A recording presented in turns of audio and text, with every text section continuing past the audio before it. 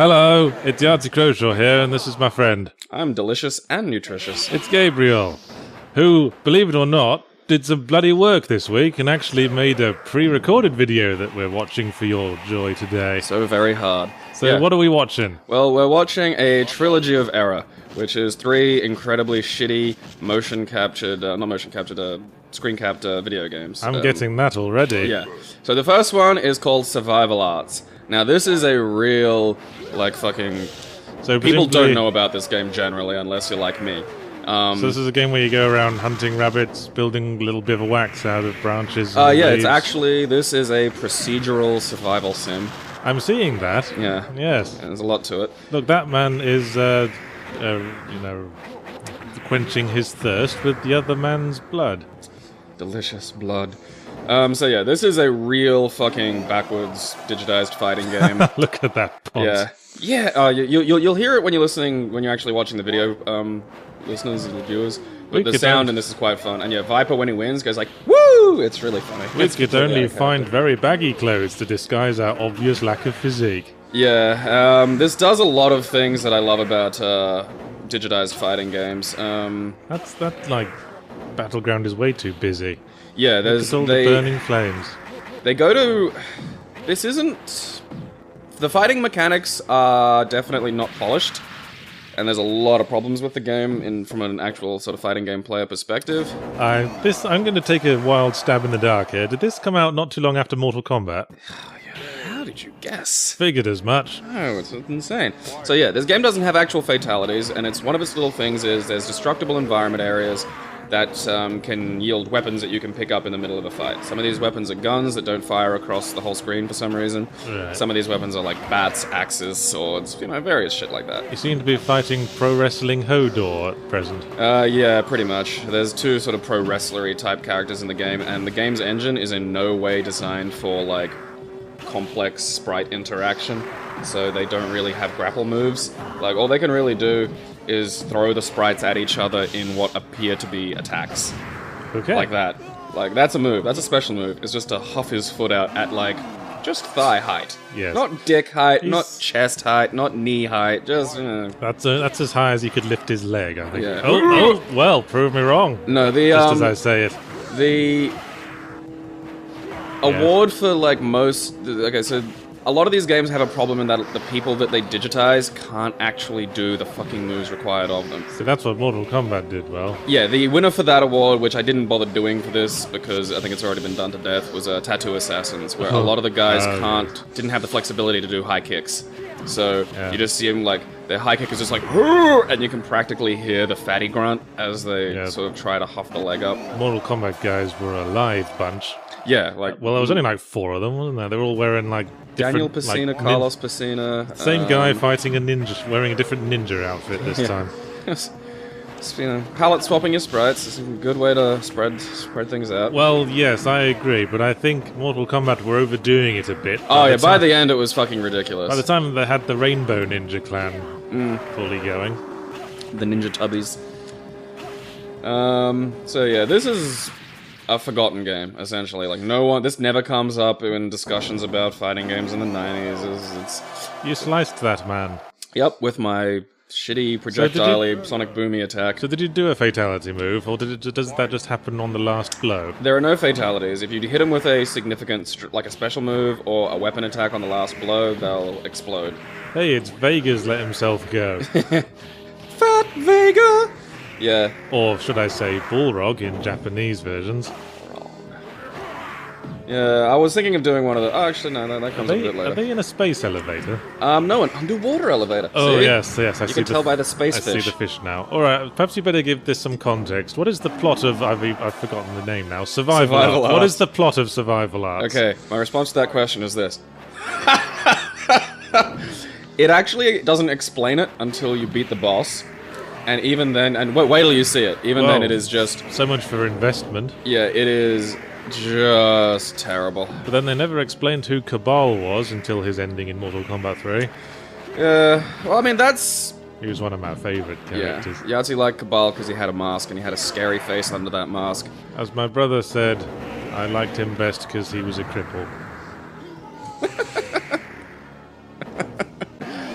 I'm sad now. Cripple was one of his favourite insults for me. Why did he call you cripple? I don't know, he just sort of latched onto the word. Were you in any way physically? No, just wasn't an intellectual powerhouse. Anyway, continue. Alright, well, He's got 2 kids now. He's bred. That's fucking frightening. Sorry. Yahtzee discusses his family hour. We'll be back after these video game related messages. Plot of game. The plot of game is fight about it. I've always wanted to make just a fighting game that is called Oh Yeah, and just that's literally the plot. It's just, all it is people bump into each other. It's like Oh Yeah, fight about it. Which is actually technically the plot of Street Fighter 3 Third Strike. Jesus Christ, what's this pansy parade we've got in the background? That's a motorcycle gang of the afterworld. Like, hey, we're trying to do some modelling here. Get out of the fucking way. Stop punching our fridge. You asshole. Our beer was in there. They all look like unused Zorg character designs for Fifth Element. I think they're all embarrassed at that guy on the right. Yeah. He's someone's retarded little brother. Yeah, there's just let him show up. There's the character who's from this motorcycle gang of doom. I see that man forth from the left is debating whether to have sex with that very easy woman lying on the floor to his left. Yeah, she seems easy. Like, look, I'm implementing my legs. Look, I'm doing it again. Go on. Have a snack. That guy's not waiting, he's anticipating. Lady on the bike going, look, did anyone want a ride or what? Or are you just going to stand there? And once you, the weapons are pretty good. Stand there with your top half of your sprite momentarily detaching from the bottom half of your sprite. Yeah, the game does scaling, and it does that by having things split into 4 separate blocks, which can kind of glitch a little. Oh, that's dodgy programming there. Well, you work with what you had back then. I've played a lot of games that managed to somehow have large sprites that didn't do that shit. Were they made back then? Well, yeah. Well, there were a lot of games where characters were made up of multiple sprites. They didn't all have that bloody stupid issue every time the camera moved around. They'd have probably had more work spent on them and been done by better fucking publication houses. It's not that hard. Well, I haven't done it, so I'm in no position to judge. She can block a sword, by the way, but see, the weapons do chip damage, so you can just basically pick up a sword and then... I think what they were doing was just having the 2 halves of the character moving relative to something other than each other. You just had to make the top half move relative to the bottom half. Ugh. Yeah, there you go, 90s game dev guys. And here's Kitana's let herself go. I know, one of the problems with the game is the stages are so unnecessarily busy. Actually, the main character is Striker's let himself go. Green Striker, go! Yes, I'm extremely well camouflaged for standing in front of a CG environment. He doubles as a weatherman's backdrop. Spamming attacks. Makes you wonder what colour the actual green screen they were using was. Maybe he was supposed to be the Invisible Man character and it didn't work out. Just make him all just guts. There was a character in one of the Mortal Kombat games called Meat, who was just one of the character models with all the skin stripped off. Well, Mortal Kombat. Yes, punching away. So yeah, the plot of the game is just it's a fighting game. They didn't even. Is there a big villain? Yes, and you'll get a chuckle out of the big villain. Is he the big boss you fight at the end? Yes. What's his motivation? You'll find that out. That's all shall be revealed in an amazing. I'll be patient and enjoy this woman in her yoga outfit. Yeah. Beating up the man in his painter and decorator's uniform. Yeah, it's basically a Pilates instructor fighting with a contractor over renovations. Yes, thank you for rewording what I just said. Anyway, any interesting news in gaming this week? Well, someone said a thing. Yes, Phil Fish, in specifically, opened his big fat trap again to continue enforcing why we don't like him much. It's good that you say that. I'd almost forgotten why we didn't like him. Oh, that's right, he cancelled Fez 2 because he was a big whining baby about it. I'd love to see you two in a fist fight now. That would just make my day. Why did he cancel it again? Someone said something about it. Oh, yeah, thin-skinned fella, isn't he? You know why they call him Phil Fish? I don't know. Because every now and again he just sort of bobs up out of the water and then bobs down again. And whenever this fish bobs up, his main purpose is to fill space on gaming media websites. Well, in this circumstance, I do think it was weird. I mean, there is You have to understand what behaviors your communications are going to elicit. Like, how do you think people are going to respond if you just pop up? Well, hey, it's your business partner. It's your business partner in the painter and decorating business. He's the plumber. Yes, they have a shared aversion to sleeves. His name's Gunner, and he has a gun. I see. Well, that's better than Striker's character. His gun's pretty OP too. Like, this game has really irregular damage. Like, one attack 1 minute will do X amount of damage, the same attack the next minute will just do a little bit more for no discernible reason. Like, I can't tell, is it a counter hit thing? Randomization, is it? Yeah, the next game has that a little bit as well. Like, and terrible hit collision. Like, hey, you lost. Yeah. You must be shit. Mm-hmm. So what were you saying about Phil Fish? Well, I mean, again, I watched a really interesting thing, which I do recommend people watch, called, This is Phil Fish, I think by Innuendo Studios, which is it's like 20 minutes, and it's not really about Phil Fish. It's about the nature of internet fame. Wait a second, an organization called Innuendo Studios created a video called "This is Phil Fish." Yeah, I bet they Phil Fish all the time. Nah. That was innuendo. I'm glad you covered that. Sorry, I just can't get over that. What a useful name it is to comedy. Yeah. I mean, look at that. That was a knee kick that worked as an anti-air. Anyone who plays fighting games will know that that's bullshit. Do you think anyone ever calls him Fileo-fish? Fileo-fish. Probably. That's probably what it was called in primary school. Like that's. Ew, filet is it? Ew. La-di-da. No, we don't eat. We don't have our fillets, do we? No, we've got to have our fillets while we eat our sandwiches. I thought that's what McDonald's called the fucking thing. Oh yes, while we eat our McDonald's sandwiches on our settee.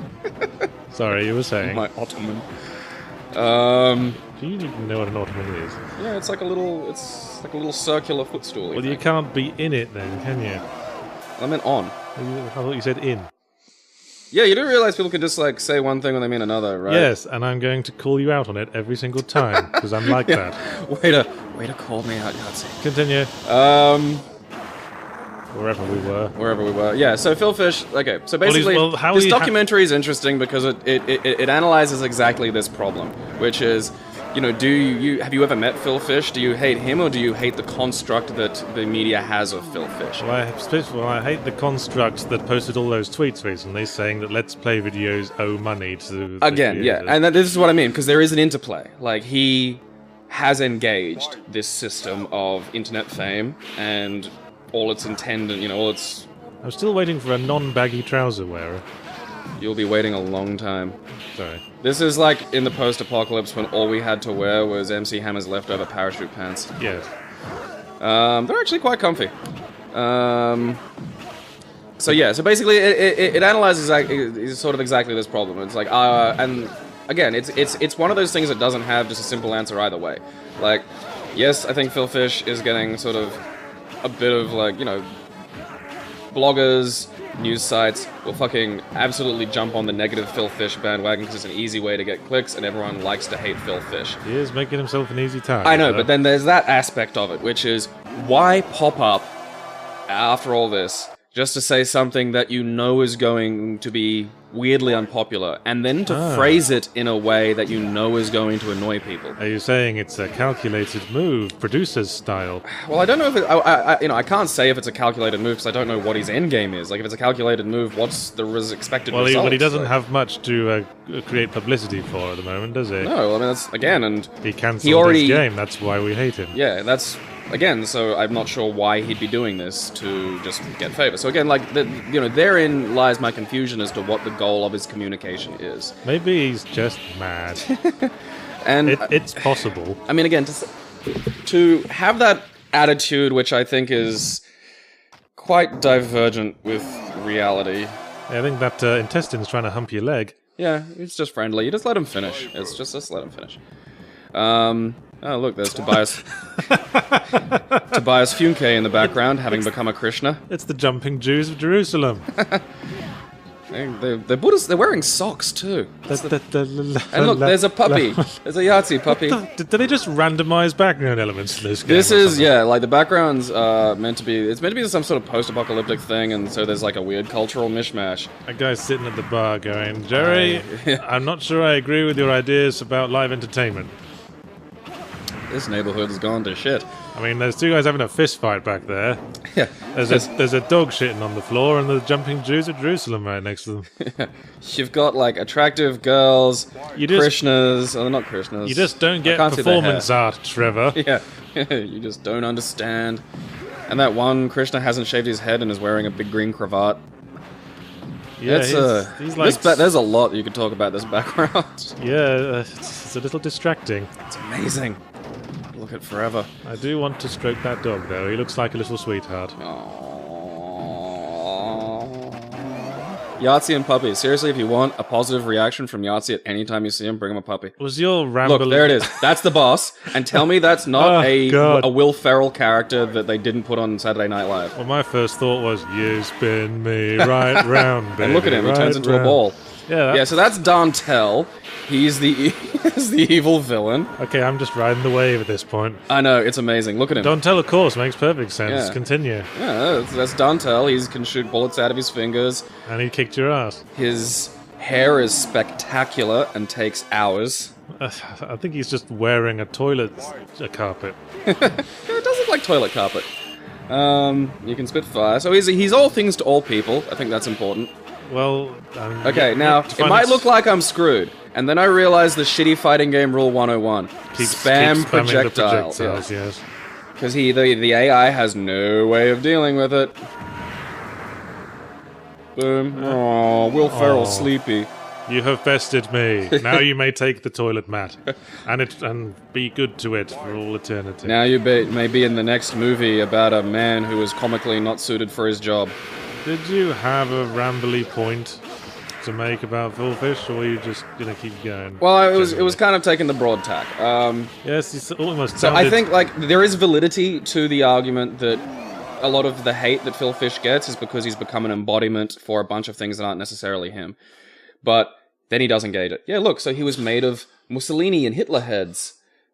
Okay? Yeah, you know what? That's like the least of it at this point. Yeah, the founder of whatever. survival arts is Dantel, whose real purpose is to eat the flesh of powerful human beings in order to gain their immortality. Well, why was he eating Hitler then? Snack? So yeah, that's the end. The boss explodes in a shower of dictator faces.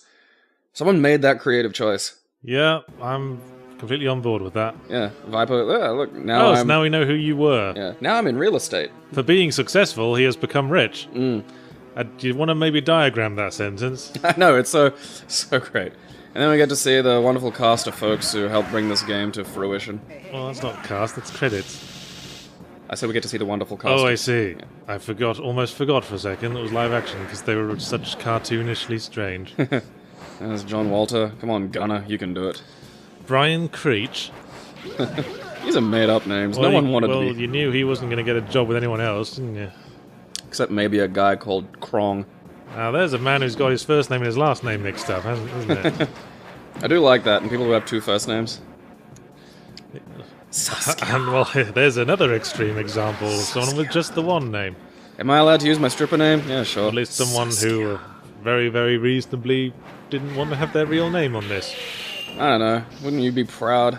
I wonder what... No, I should YouTube... Oh, not YouTube. Wikipedia and find out if these people made anything else. And here is a very boringly named person. Monica Brown. And then there's the big red not machine.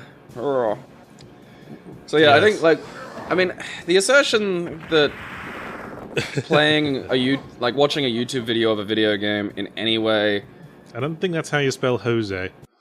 Sam Rudetsky. And now we're on to the next game. I like how I gave you carte blanche to do a fighting game and so you immediately show up with 3. Okay, would you want the video to be 20 minutes? No, fine, continue. So guess what the next game is? It's Jackie Chan. Yeah. Of all people. Jackie Chan made a digitized fighting game, which is... Well, that took me by surprise. Yeah, by Kinesco, which surprisingly is actually quite a well-made game. This is the first one, is he Jackie all- Chan, the Kung Fu Master. Is he all the characters in the game, just wearing No. lots of different costumes? No. Okay, but get this. The boss of this game is 3 Jackie Chans, Nice. which is fucking unfair. So Like, if none the of boss the of your video game is 3 Jackie Chans, you've cheated. I'll be the dragon head, please. No, we get to... I'm Kim Marie, an Australian fighter who shouts "I want you" at inappropriate times And and does running bulldogs. and who doesn't have what I'd call a fighter's physique, frankly. She actually is a martial artist. She was in Police Story 3. Really? A lot of these people are technically from Jackie Chan movies. Well, shame on me then. Yeah. I thought you'd looked a bit doughy around the midriff. Look at some, like, strength doesn't always look how it looks in the movies. Like, you look at some MMA fighters and they're kind of pudgy. that. I mean, But look those at the motherfuckers can swing. I mean, look at the contestants of a World's Strongest Man competition. Those dudes are kegs, but that's supportive muscle. You need that shit. And then there's the Mountain, who's just... Oh yeah, he's... I'm gonna get it wrong again. Was he Icelandic or Finnish? Because I said one last time and it was the other. I don't know. Well, he's something. He was one of them Scandinavian types. That's good, I like that. Scandinavian, yeah. So he's Scandinavian. You're all one big homogenous block now, so screw your independent and individual cultures. Well, who cares? Yeah, really. I mean, they're white, nobody cares. I mean, they brought it on themselves, calling themselves Scandinavian for just this exclusive group of 3 countries. Well, 4 countries. Everyone forgets Finland. Everyone, nobody suspects Finland. They're up to something. So yeah, this is actually by fighting game player standards not a bad fighting game. There's decent hit connection, very precise, which allows for like decent play. It has one of the worst jumping games in fighting games. Like the jumps are really retardedly slow. It's got a shitty ass character roster as well. Well, got back less when than- this game came out, you Mortal know, Kombat 1 had 7, and 2 of those were the same guy with a palette swap. What the fuck was that? I bulldogged her so hard she bounced around and then bled. This game kind of has fatalities, but basically you just do your regular special moves. And what the fuck additionally was that? Happy! I was Happy referring dance! to the red womb that materialized behind her. That was a rose. I see. It Not a... It looked. I'm just gonna say it. It looked like the inside of a spread open vagina. Must be where that initial That was my euphemism came from. That was where my first thought went.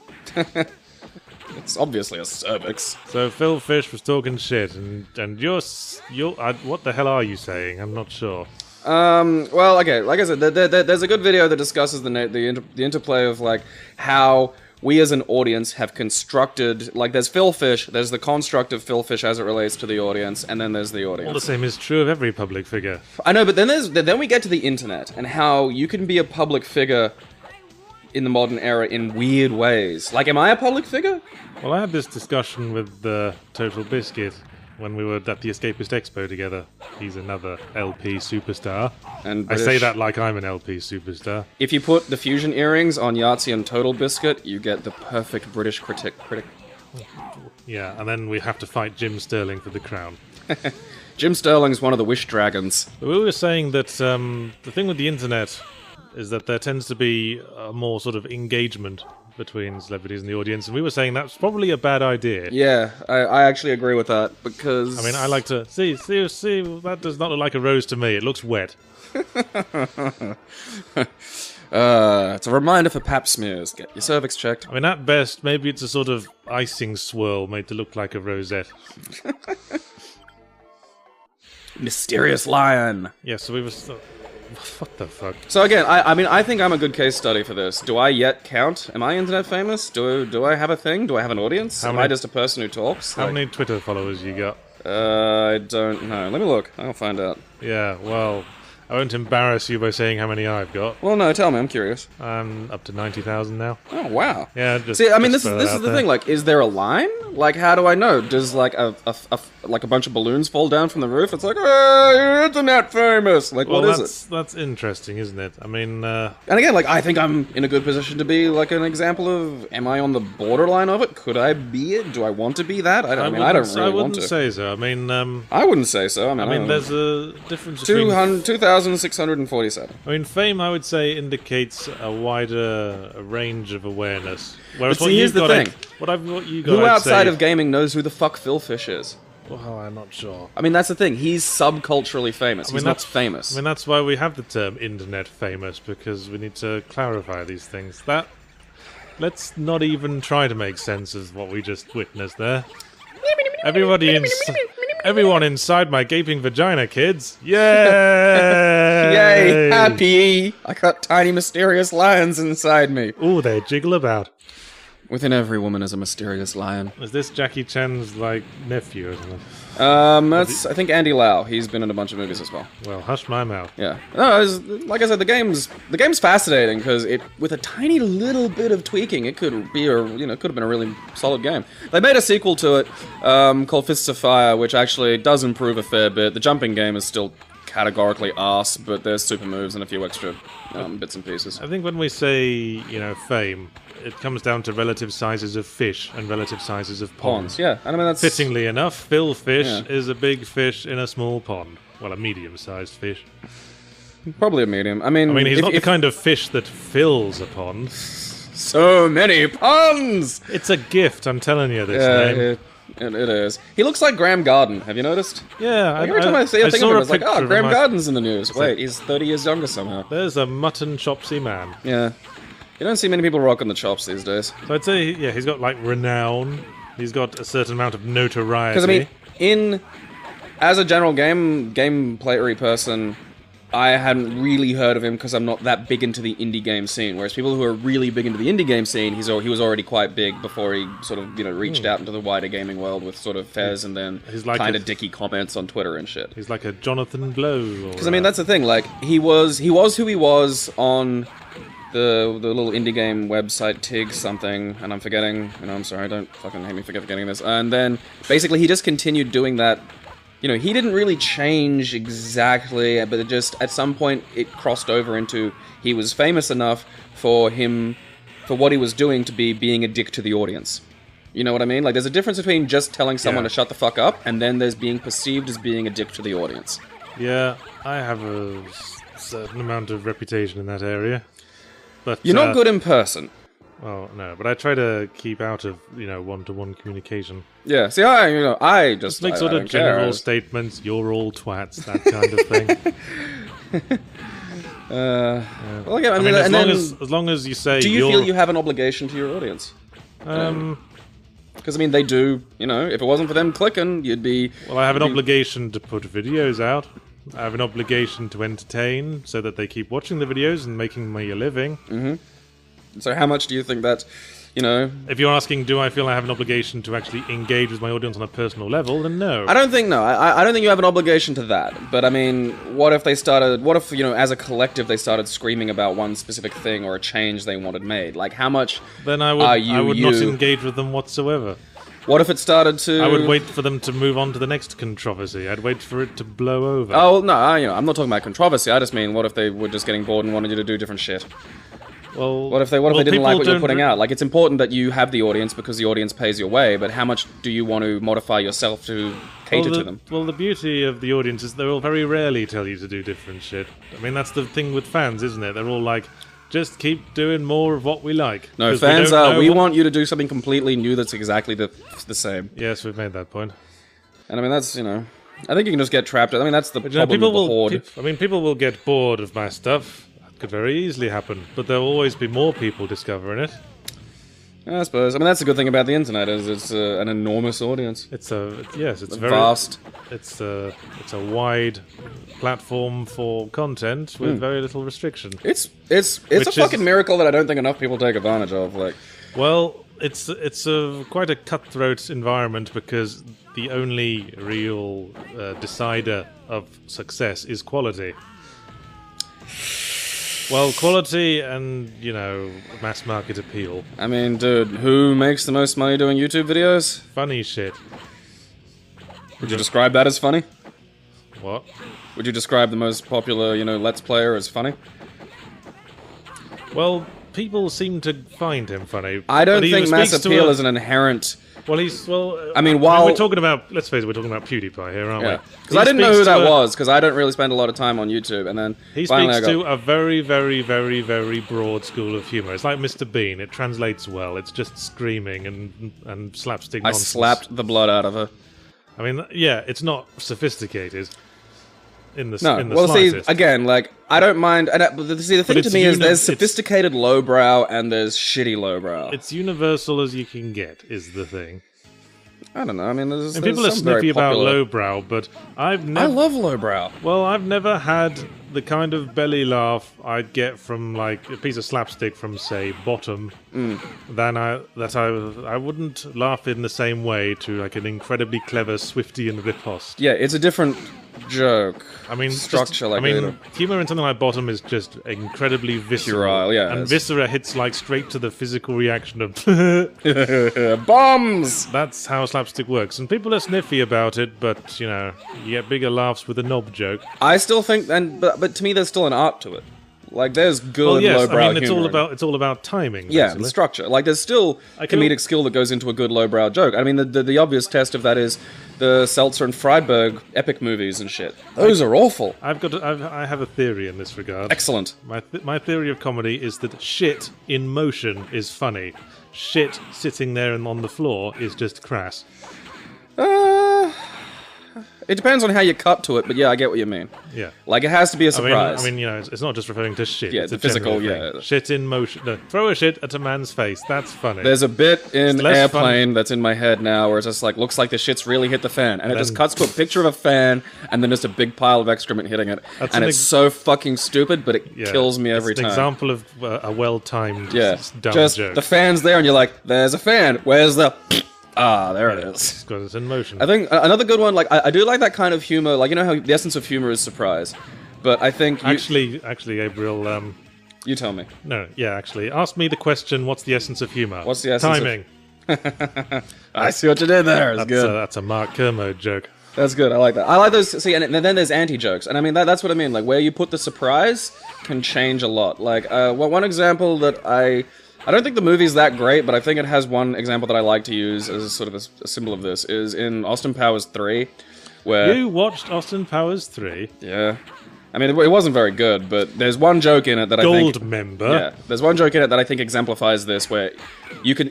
Just because you see a joke coming, I don't think ruins the joke if you make the surprise how predictable the joke can make itself before it finally executes. Like, when they release the moon and it hits him in the balls, and he goes on about it for fucking ages... And it just... The surprise becomes the absurdity of the lead up to it and then the overdone reaction. I think there's a lot of stuff that's over-reliant on that. It's... I know, like everything, it's you know... That's why I hate Family Guy. Yeah. Family Guy's great to watch because I think it's a fantastic textbook on how not to do a lot of jokes. Have you won yet? No, I've only beat one of the 3 Jackie Chan boss characters. The boss is 3 Jackie Chans. That's so unfair. Now I'm fighting drunk Jackie Chan. Well, did he at least let you have a drink of water in between? No, it's just straight to the next fight with wankered Jackie Chan. Well, speaking of Bottom, actually, perhaps you should have chosen a game that Rick Mail is in, since he died recently. And that trying to think, did he voice act any? That's a possibility. I can't think of any. I think...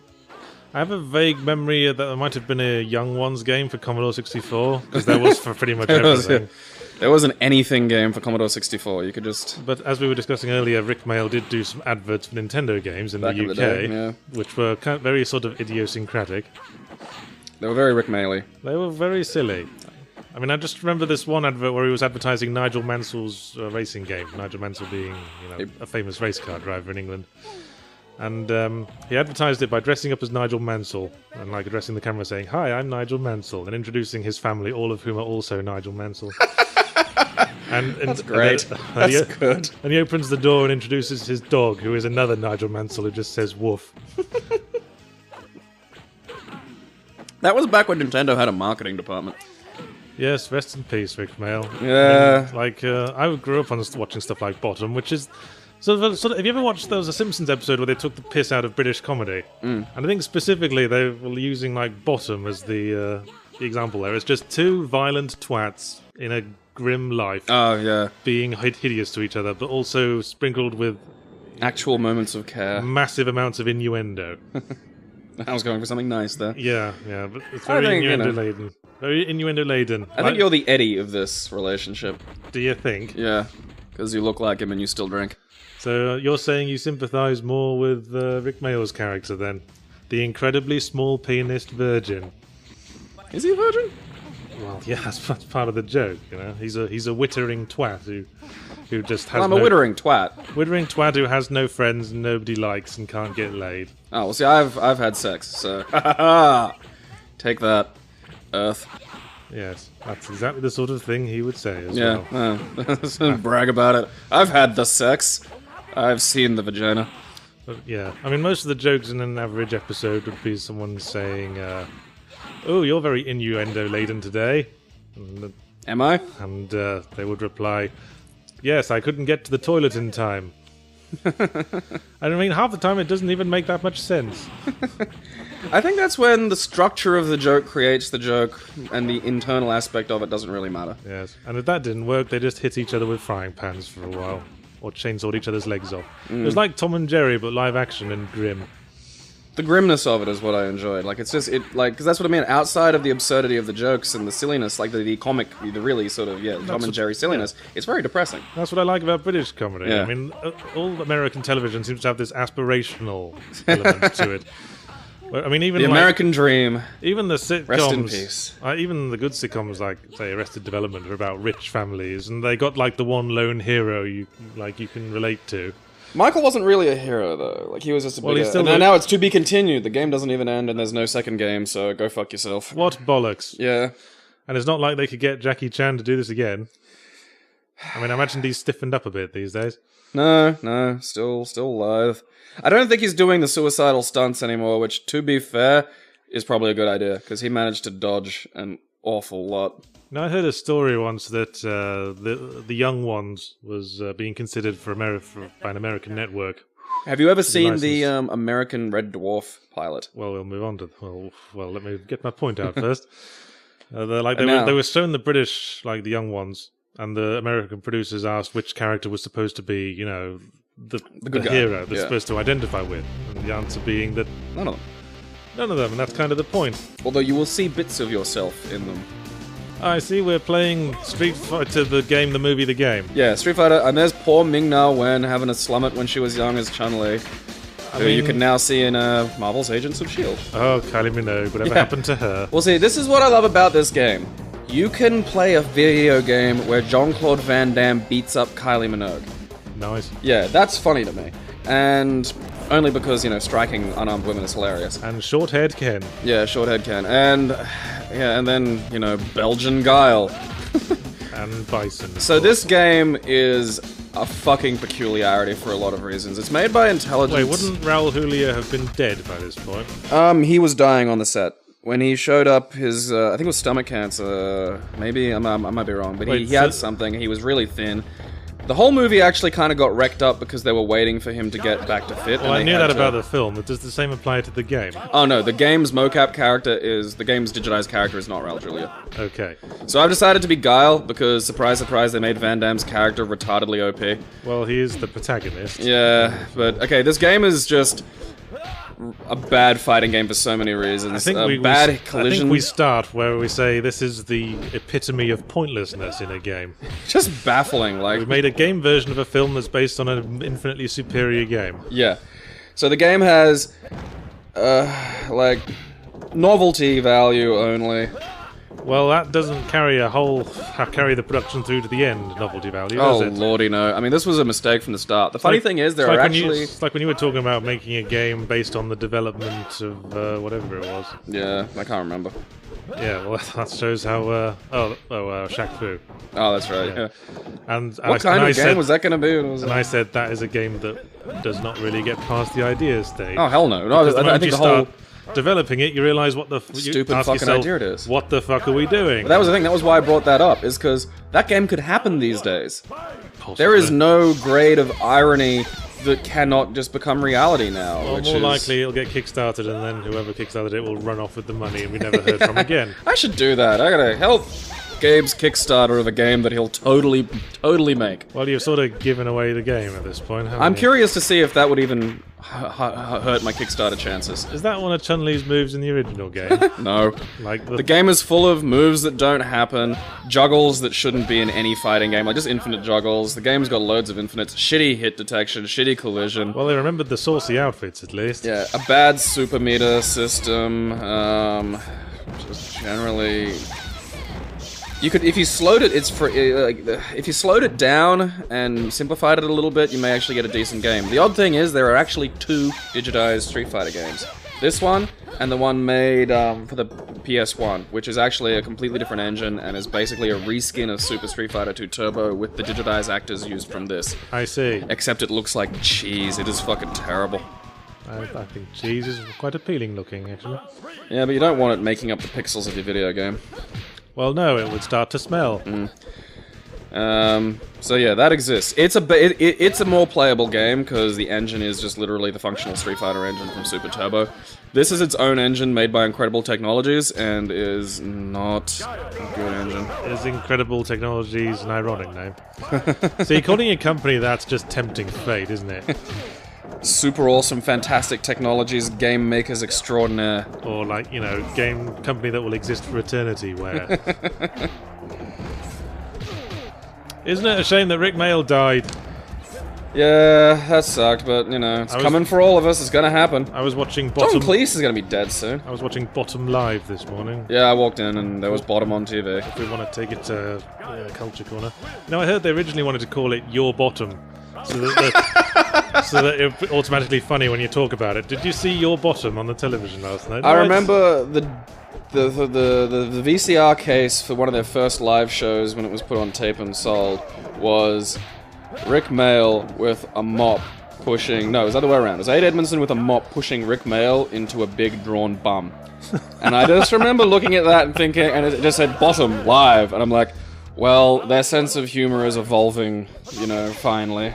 So you can talk shit about, you know, it being very puerile, but Rick and Ade were on the cutting edge of alternative comedy. When it first came about in the Comedy Store in well, that's the thing. I honestly don't think Bottom's probably their best work. I don't think it's bad, but at the same time, I think unless, like I think there's a gleeful abandon to it that I like. Yeah, like, I think you have a specific taste for that kind of milieu, which I think... is why you like it. Pardon me while we enjoy our milieu on the settee with our filet sandwiches. You're just jealous I'm going to have an actual English degree. You went to the English School of Life. Fuck you, man. I've got the accent. So yeah, I can take or leave Bottom as the exemplar of their work. I still think what do you like best? The Young Ones? Yeah, Young Ones. I think because Young Ones. Well, there's more episodes of Bottom than the Young Ones. Yeah, I don't think that's necessarily a good thing. I think Young Ones is great because it had some really brilliant absurdism. That was a stupid little dance you were doing there. Yeah. Oh yeah, and the super moves auto-track even mid-move, so you can't make them whiff, which whiff punishing is a big part of any fighting game. That is, if you miss an attack, you should be able to hit them afterward. I love the term whiff punishing. Oh, I think someone's on course for a bit of whiff punishing. Whiff punish! It's a thing in the fighting game community.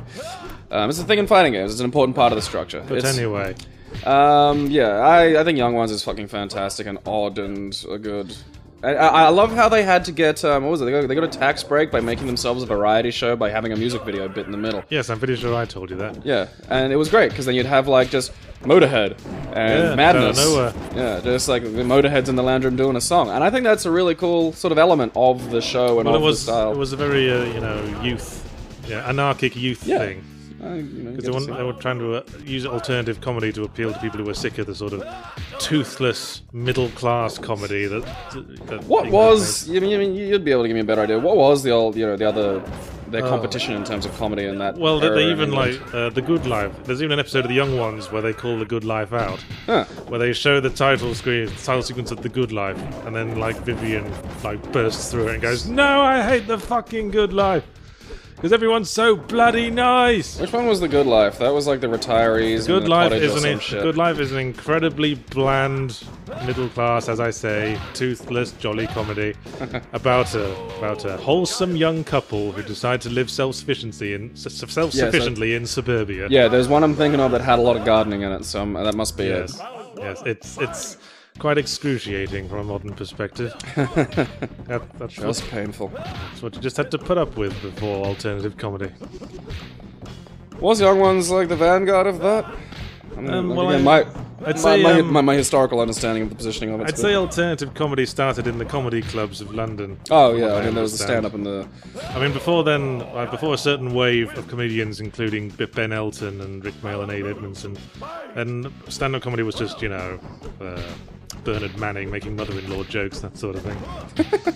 Really? Yeah, like Les Dawson and what's his name? In Australia, it was like Rick Rude saying stuff about Asians. Yeah, well, that sort of thing. Alternative comedy was just when people just realised we could just say poo and wee all the time. Or, you know. I'm simplifying, obviously. Yeah. Best foot forward, yeah. You gotta put on a good show. Yes. But, you know, I think Rick Mail, you know, at least he didn't die before he made the impact on culture that culture was crying out for. I think my favorite thing was Aid just talking about you know, when they were sitting around writing and they used to just like kill each other laughing. Yeah. And now he's actually gone and died without me, the selfish bastard. And so that's I like that. Like I like that approach to death. Like I always love Graham Chapman's funeral is a bizarrely hilarious thing to watch, and I think that generally, when a comedian dies, it should be a roast. Yeah, I think that's a good you know thing to do.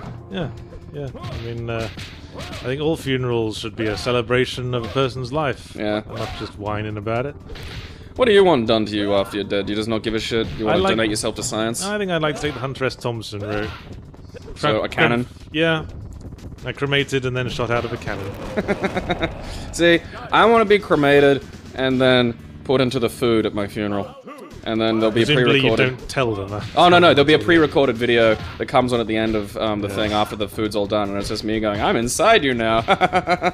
Well, and that way everyone's just angry at me as opposed to sad, which is a state I'm more comfortable with. You know, there's a lot of like primitive cultures that had a cannibalizing the dead ritual. And you know what? In terms of funerary rituals, that makes a lot of sense to me. You're with me forever. Who the fuck is Blade? Right, well, this game didn't do a few characters, so there's no T-Hawk, no Dalsum, no Blanca, so they had to replace those. So Blade, I think, kind of replaces Blanca, Sawada replaces T-Hawk, it doesn't look and Akuma replaces... He doesn't look anything like Wesley Snipes. He has a rocket launcher, so there's that. I don't think you're allowed to bring a rocket launcher to a fight. Is Blade a character in the larger Street Fighter canon? Oh, shit buggery, no. None of Street Fighter the movie is in any way, shape, or form accepted canon. I see. The animated film actually uses canon. The really, really quite excellent Street Fighter Assassin's Fist YouTube series is very much canon. You've waxed lyrical on that subject before. If you're a Street Fighter fan, you should enjoy it. If you're not a Street Fighter fan, I don't know how much you'll get out of it, but if you are, it's a bit of fun. Yeah, Blade is just, it's not a thing. None of this that you're looking at is a thing. Oh yeah, this is Guile's insanely unfair super move that takes away pretty much half of your health bar. Is Fireball invincible, tracks, covers loads of distance, like it's insane. Oh no, now who will win? Jean-Claude Van Damme can masturbate only to this. OP versus OP.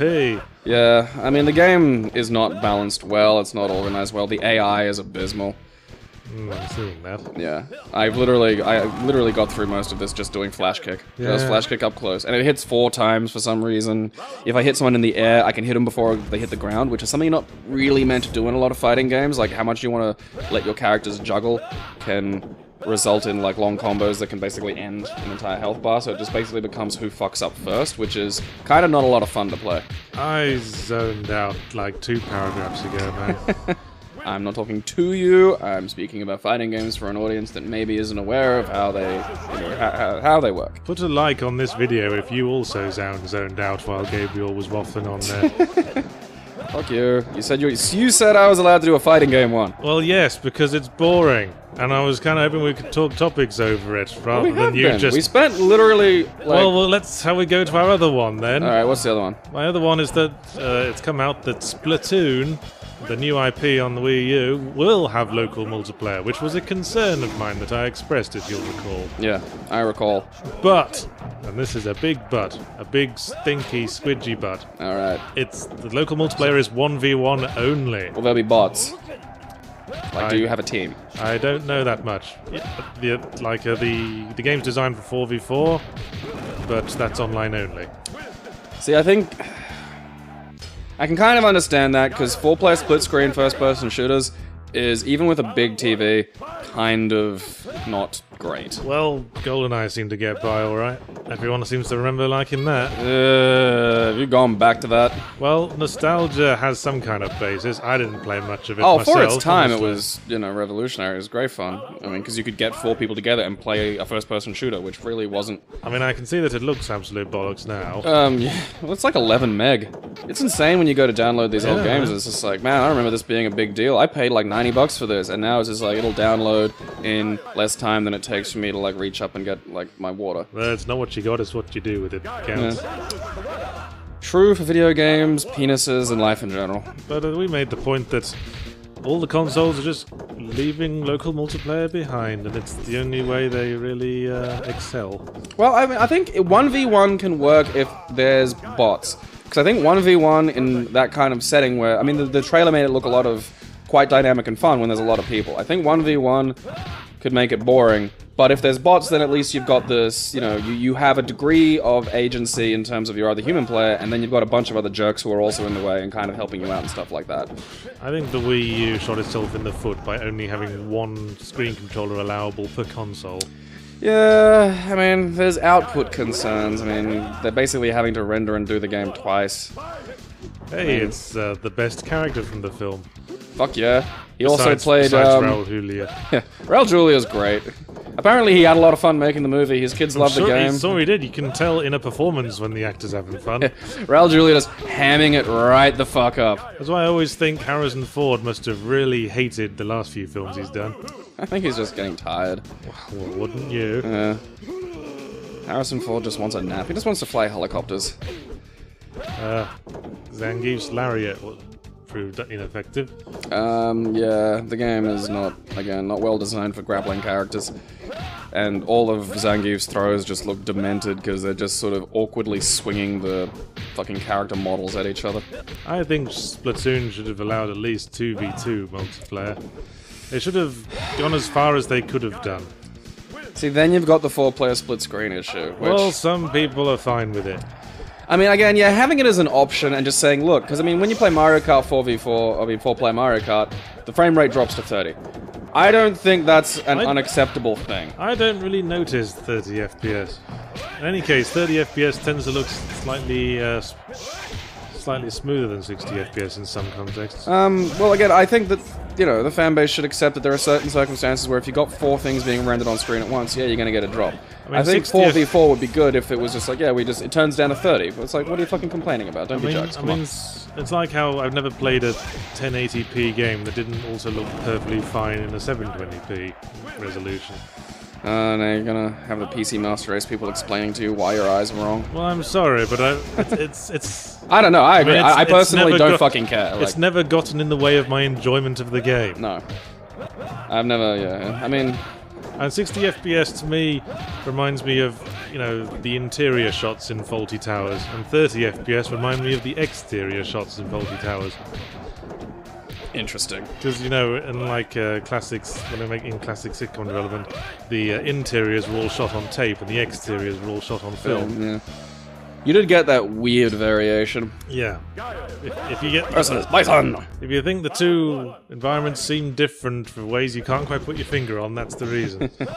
Also, the film they used to use in old 70s British programs was kind of weird. That's why you get that kind of flare in Doctor Who whenever something went off. So, I'm fine with 30 FPS. That's perfectly workable. Yeah, I mean, I think there's a hubbub about it now. The film is 27 frames per second. That doesn't seem to bother people who watch films. Again, I think, it's one of those circumstances where I think there's a hullabaloo, if you will, about hullabaloo. A schmozzle about it, which I don't think is... A what? Schmozzle. That's more of a wrestling term. Let's go to Urban Dictionary and see if that's there. It's a neologism. I just made it up. Now it's a real word. A what? A what? Yeah, I think, like, even if you really like it, I think there's certain circumstances where it's fair to drop the fucking frame rate to execute more shit. Like, having 4 players something, the frame rate drops to 30, don't bitch about that. I don't think that's a valid complaint. I mean, no one bitches about lowering the quality of far-away things in games, because that's a standard sort of practice. I mean, I don't know. I have played a lot of 4-player Mario Kart, and it is fun. And it's fun because you've got people in the room with you, and you can call someone a dickbag when they do something dickbaggy to you, and they're right there. I have no opinion. Well, I know you have no opinion about Mario Kart specifically, but I mean, you know, local multiplayer is fun. Yeah, certainly it seems to do well in the bar. And it's so much more fun when you do something to someone else and you can look at them and you can look them in the eye and smile. Well, that's always been my attitude. I don't like online multiplayer as much as local because you can't slap someone in online multiplayer. You can't lean over and distract them by trying to kiss them on the cheek. Blow gently in their ear, I found, is a very good one, because they can not notice you leaning over in their direction, and you can actually be quite far away from them and get the effect. And there's something about having air just rustle gently across the back of your ear that just gives you the fucking shuddering willies. And when I've had girlfriends, I've sometimes been in the habit of going right up close to their ear and then going... Because it's a really disorienting experience, that... You probably felt the same way if you're listening to this on headphones. My brain is making the when I've had girlfriends, and then the thing you followed that up with just come together. It's a fun game. It's a fun, flirty game. It's great. I mean, you can't just like stare into each other's eyes all day, can you? Ladies, I'm a realist in these matters. What? It makes them laugh. Yeah, I know. Like, I've got I got dumb shit I do with girls. Like, it's that thing. Once a girl's fucking you, or, in general, once a person's fucking you, they have that switch in their head that will make them put up with stupider shit than a stranger fucking would. And it becomes cute. It becomes the dumb thing that you do that's cute. Like going om nom nom when you're going down on them. I mean, some people think it just kills the mood to just burst out laughing in the middle of sex. Yeah, I'm a big fan of... Did you forget your last name or something? No, I just put the question mark there because it had question mark available to me. So I was like, huh? It's to be continued? It's more cocks in my mouth. That's your last name. Yeah, more cocks in my mouth. That's... I think it's of Norman descent originally. It was for someone who ate a lot of chicken. Yes, and I think it's... doesn't translate well to today. Distant cousins to the pound me in the butt now, please. Yeah, I think one of my ancestors is Gaylord, more cocks in my mouth. And my name's Gabriel and I'm a shithead. That's my middle name. Gabriel and I'm a shithead, more cocks in my mouth. That's my full title. Well, we seem to have run out of footage. Yeah, I'm more interested in talking about the weird things you do during intercourse. It's always fantastic. No, it's wonderful. I'm just grateful we got through this video without you tacitly threatening me with death again.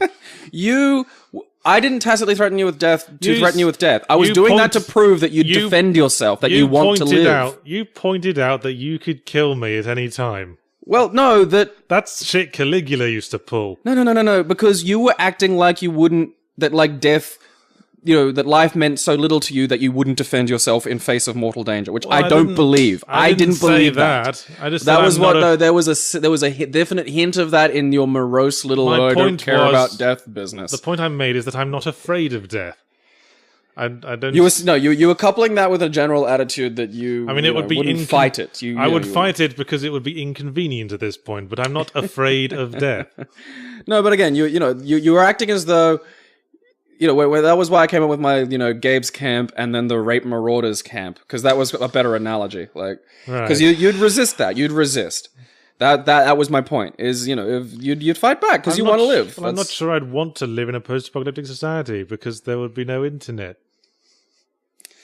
Yahtzee Croshaw in a sentence, ladies and gentlemen. Well, look.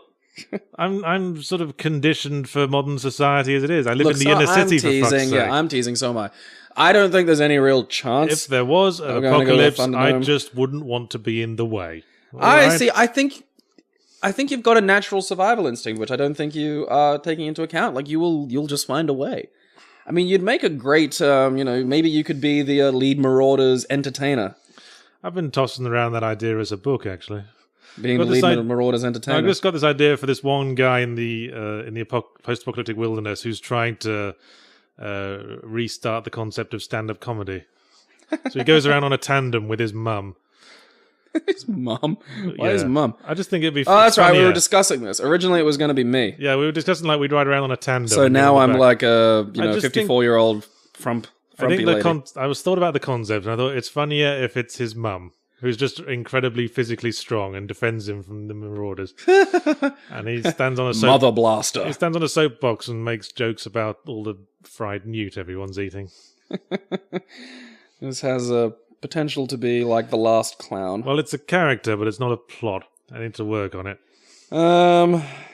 Okay, maybe like the lead marauder hasn't laughed in his entire life, and someone thinks you could bring peace to the warring clans with your humor. It's not sure it's a novel yet. More like an Aesop's fable at present. A good laugh helps. You know, you need it. Yeah, there was a story that got told about Caligula, where apparently when he was having banquets, he used to say shit like, "It's just occurred to me that I only have to say the word, and all your throats will get cut." See, I think that is a more legitimate threat than me saying I'm going to jump on you and strangle you. Well, you didn't say that. You just said you could. You just said I would be helpless to resist if you decided to kill me one day. If I was in the middle of peeing and you snuck up behind me with a knife, there's not an awful lot I could do either. Like, that's one of those bizarre reality things. It's like standing and, waiting for a train. Someone could just push you. You could piss on my shoes. I could pee on your shoes. Ow, there's a knife in my kidney. Peas on shoes. Hey. Got wee on your shoes. Take that. Piss coming out of your stab wound. Why did I stab you in the kidney? That was stupid of me. Kidney? Yeah. Now I'm peeing out 2 holes. Should have gone for the throat. Yeah. But no, I mean, it wasn't that. It was just to imply that I know you'd fight back. It's a natural human thing. It's like that great bit in Sopranos where he's depressed and suicidal for the whole first season. And then 2 guys try to kill him. And he fights. And he fights like tooth and nail to fucking live. And then that actually sort of brings him out of his depression. Well, we've run out of video and topic. And we're a bit under the usual amount we do. Was there anything else you wanted to say to the internet? Someone tell me when I become internet famous. When enough of these happen, someone mail me like a little form going, "Congratulations, you're now internet famous." People will just say you are because they know you. I don't think that I ever will be. I don't think that I'm enough of a thing. Fame might be something more profitably... Oh, well, you're in luck there. Yeah, I think seek fame is something more profitably decided on a case-by-case basis. Yeah, but that's what I mean. Like, that's why I find it interesting. Because at some point, there'll have to be a line. Like, there has to be a, you've crossed over. Congratulations, you've leveled up. As generally famous. I mean, I get recognized in the street. I got recognized in a bar last night. Was it, like, what bar? Fourth Wall. Oh, okay. That's a good bar. If you're in Brisbane, you should check it out. Yeah, it's the other one I go to besides the one I co-founded. So what was it like? You know what? Fuck it. Let's just advertise bars in Brisbane. Go to Fourth Wall. It's run by some mates of mine. It's a little casual, quiet, cocktaily place. Kind of place where you can just sit at the bar and have a conversation with a stranger. And learn about drinks. Exactly. They tend to tailor drinks really well to your preferences. It's on Ann Street. It's one of my favourite places. It's near Curbside, which is also all right. You'll run into Yahtzee Croshaw. Possibly. And possibly recognize him. Yes. What were they like? Like the person who recognized you? Were they what you'd call observably part of what you'd expect your audience to be? It was an arty fellow, art student. Okay. Well, when I say recognise me, we were chatting, and he was saying, "My name's by the way," and I said, "I'm Yahtzee," and then he recognised me. So you introduced yourself as you, and then he recognised. Well, he knew my work. In fact, he sort of froze in the middle of the handshake and held it for like a minute, and I had to tell him, "We can stop the handshake now." And he just whispered, "I don't want to. I want to be here forever. Touch me." Have you ever had like a real creepy, like a full tilt creepy fucking fan experience? I don't mean like someone trying to make you laugh. I mean like a genuine fucking... I've had my fair share. I think I told you already. Like one time someone shook my hand and said they just wanted to touch me. See, I think that's trying to make you laugh. Well, it was a neckbeardy fellow. I mean, that's... I do believe a lot of these circumstances are people trying to go for the kind of, funny, awkward sort of giggle thing. And I think it's usually best to take it as that, because then even if they're being creepy, you give them an out. You give them an ability to sort of not be creepy. I don't respond well to people trying to be funny and falling flat.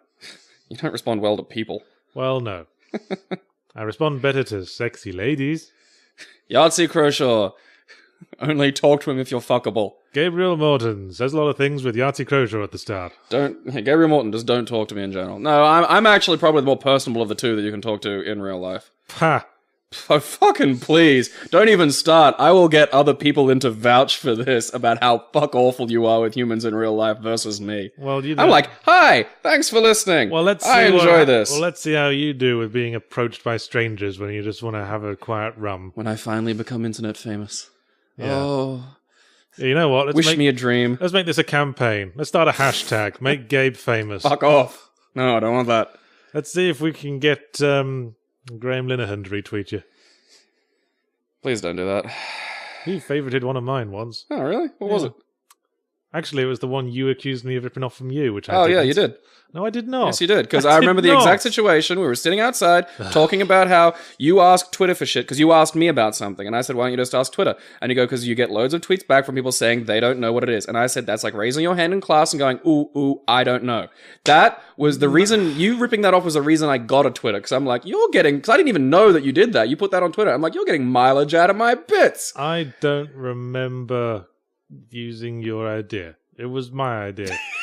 Maybe I just thought of it myself because it's such a easy idea. To be fair, there is a lot of that. Like people always accuse like theft when it's like it's really easy to have the same idea, and we are bizarrely similar in our senses maybe of we humor. just thought of it. We probably both had thought it of at it the same separately time. because That happens when we touch. We have the same joke. sort of lines of thought for pretty much everything we do. That's why we get on so well. Thief. Tosser. Fuck nugget. Seems to be something going around. Yeah. Caught a real bad case of go fuck yourself. Fuck it. Goodbye, everybody. See ya.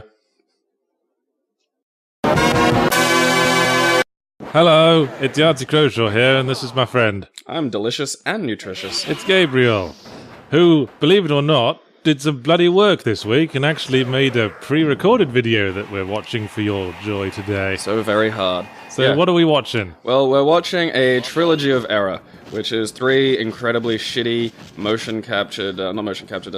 screen-capped video games. I'm getting that already. Yeah. So the first one is called Survival Arts. Now, this is a real, fucking...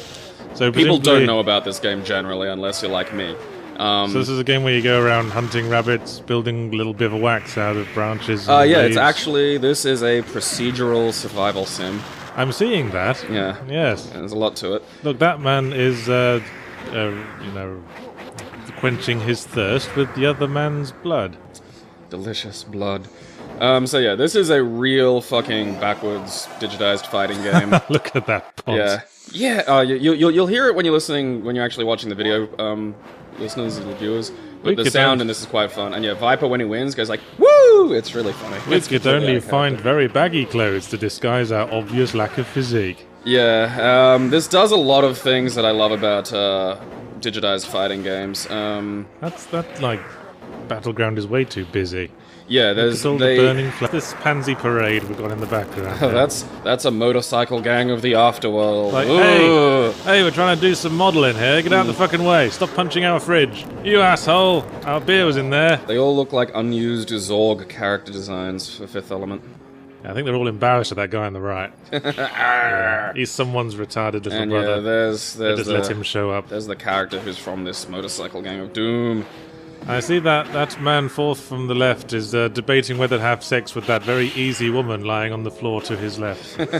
Yeah, she seems easy. Like, look, I'm implementing my legs. Look, I'm doing it again. Go on. have a snack. That guy's not waiting, he's anticipating. Lady on the bike going, look, did anyone want a ride or what? Or are you just going to stand there? And once you, the weapons are pretty good. Stand there with your top half of your sprite momentarily detaching from the bottom half of your sprite. Yeah, the game does scaling, and it does that by having things split into 4 separate blocks, which can kind of glitch a little. Oh, that's dodgy programming there. Well, you work with what you had back then. I've played a lot of games that managed to somehow have large sprites that didn't do that shit. Were they made back then? Well, yeah. Well, there were a lot of games where characters were made up of multiple sprites. They didn't all have that bloody stupid issue every time the camera moved around. They'd have probably had more work spent on them and been done by better fucking publication houses. I didn't bother doing for this because I think it's already been done to death, was Tattoo Assassins, where a lot of the guys didn't have the flexibility to do high kicks. So you just see them their high kick is just like, and you can practically hear the fatty grunt as they sort of try to huff the leg up. Mortal Kombat guys were a live bunch. Yeah, well, there was only 4 of them, wasn't there? They were all wearing Daniel Pesina, Carlos Pesina. Same guy fighting a ninja, wearing a different ninja outfit this time. It's, you know, palette swapping your sprites is a good way to spread things out. Well, yes, I agree, but I think Mortal Kombat were overdoing it a bit. Oh yeah, by the end it was fucking ridiculous. By the time they had the Rainbow Ninja Clan fully going. The Ninja Tubbies. So yeah, this is a forgotten game, essentially. Like, this never comes up in discussions about fighting games in the 90s. You sliced that man. Yep, with my shitty projectile sonic boomy attack. So did you do a fatality move, or does that just happen on the last blow? There are no fatalities. If you hit them with a significant, like a special move or a weapon attack on the last blow, they'll explode. Hey, it's Vega's let himself go. Fat Vega! Yeah. Or should I say Bullrog in Japanese versions. Yeah, I was thinking of doing one of the... Oh, actually, no, that comes a bit later. Are they in a space elevator? No, an underwater elevator. Oh, see? yes, I see. You can tell by the space fish. I see the fish now. Alright. They go to... This isn't... The fighting mechanics are definitely not polished, and there's a lot of problems with the game from an actual sort of fighting game player perspective. I'm going to take a wild stab in the dark here. Did this come out not too long after Mortal Kombat? How did you guess? Figured as much. Oh, it's insane. So yeah, this game doesn't have actual fatalities, and one of its little things is there's destructible environment areas that can yield weapons that you can pick up in the middle of a fight. Some of these weapons are guns that don't fire across the whole screen for some reason. Right. Some of these weapons are like bats, axes, swords, various shit like that. You seem to be fighting pro wrestling Hodor at present. Yeah, pretty much. There's two sort of pro wrestlery type characters in the game, and the game's engine is in no way designed for, like, complex sprite interaction, so they don't really have grapple moves. Like, all they can really do is throw the sprites at each other in what appear to be attacks. Okay. Like that. Like, that's a move. That's a special move. It's just to huff his foot out at, like, just thigh height. Yes. Not dick height, not chest height, not knee height, just, That's as high as he could lift his leg, I think. Yeah. Oh, well, prove me wrong. No, Just as I say it. The award for, like, most... Okay, so a lot of these games have a problem in that the people that they digitize can't actually do the fucking moves required of them. So that's what Mortal Kombat did well. Yeah, the winner for that award, which... Perhaps you better give this some context. What is the plot of... I've forgotten the name now. Survival Survival Arts. What Arts. is the plot of Survival Arts? Okay, my response to that question is this. It actually doesn't explain it until you beat the boss. And even then... And wait till you see it. Even then, it is just... So much for investment. Yeah, it is just terrible. But then they never explained who Cabal was until his ending in Mortal Kombat 3. Well, I mean, that's... He was one of my favourite characters. Yeah, Yahtzee liked Cabal because he had a mask, and he had a scary face under that mask. As my brother said, I liked him best because he was a cripple. I'm sad now. Cripple was one of his favourite insults for me. Why did he call you cripple? I don't know, he just sort of latched onto the word. Were you in any way physically? No, he just wasn't an intellectual powerhouse. Anyway, continue. Alright, well, He's got two kids now. He's bred. That's fucking frightening. Sorry, continue. Yahtzee discusses his family hour. We'll be back after these video game related messages. Plot of game. The plot of game is fight about it. I've always wanted to make just a fighting game that is called Oh Yeah, and just that's literally the plot. It's just, all it is people bump into each other. It's like, oh yeah, fight about it, which is actually technically the plot of Street Fighter 3 Third Strike. Jesus Christ, what's